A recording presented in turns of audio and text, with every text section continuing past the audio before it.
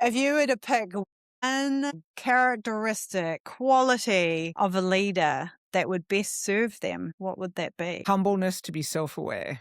Oh, the humbleness to be self-aware. Humbleness, graciousness, Yeah. we're a mix of all sorts of things. Yeah. We have fantastic qualities. We have qualities that might be a bit crusty, that aren't always a fantastic thing to bring into the table. But the self-awareness is, how did I show up in that moment for myself? Yeah. For that team member, for my whole team, for the business, whatever it might be. Was it aligned with getting the best outcome? Did I abandon myself in some way? Did I not get the best out of somebody with how I approached them? Did I go in with a closed mind, open mind? Was I collaborative? Did I want to really explore what's going on, or was I busy? Yeah. And just went, it's going to be much faster for me just to go in and boop, micromanage that bit over there, and then I can get on with my day. Yeah. So it's that ability to sit down and go, how did I show up? Is there anything I want to do differently? Yeah. And what's my commitment to doing that moving forward? And that being a ritualized practice. What'd you say? Self-reflection.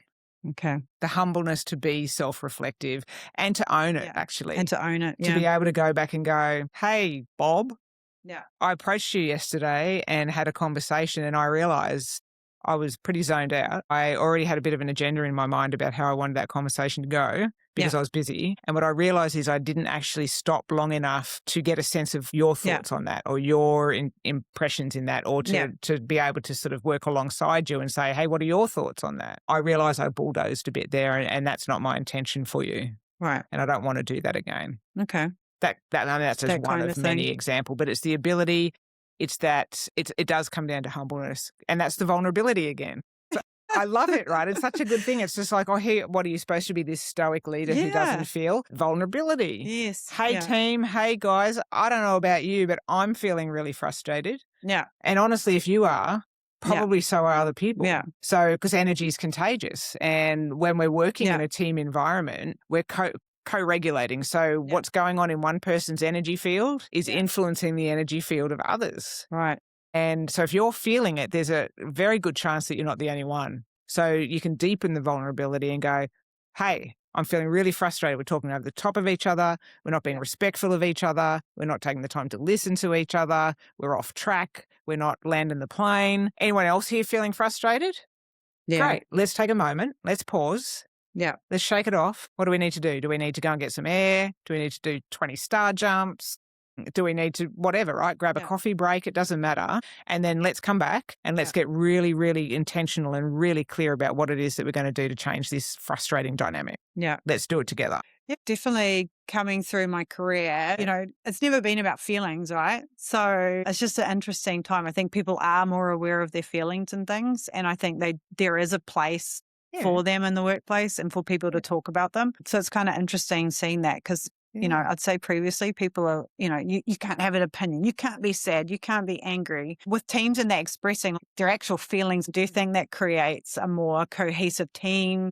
In the long run, does that benefit the team? Or now you're just walking around with everybody's feelings hurt? So where's the boundary? Where's the line? It depends. What's the reason someone wants to share their feeling? And is the culture set up that it's held in a safe way and then transmuted into something useful? Right. If it becomes a venting session, if it becomes a reason just to vomit negativity, if it becomes a reason to avoid or evade having to actually address the real challenge or getting work done or whatever it might be, then it can be manipulated in some way. So it comes down to what's the cultural setup for it. Is everyone equally feel safe to do it too? Because we don't all come from backgrounds where expressing emotion is safe or held. Yeah. So again, everyone's so different and some people might not want to. And then some people, that's their natural style. So they're like, yeah, I do want to share what I'm feeling, but it's what are you going to do with it once it's shared? Yeah. Is a safe container held? Is it then used for exploration for shift? Or is it an opportunity for some level of manipulation? Yeah. And you got to know what that is. And if you suspect that, then it's going to be a different conversation. Like, yep, totally appreciate that you might be super pissed off right now or frustrated or irritated or whatever it is that's going on. And what are we going to do with it at current time? Yeah. So that you want to hold space for it and then do something with it that's functional. Does that make sense? Yeah, no, it does. Because otherwise, I think everyone has feelings. If they don't go anywhere, I think it just creates a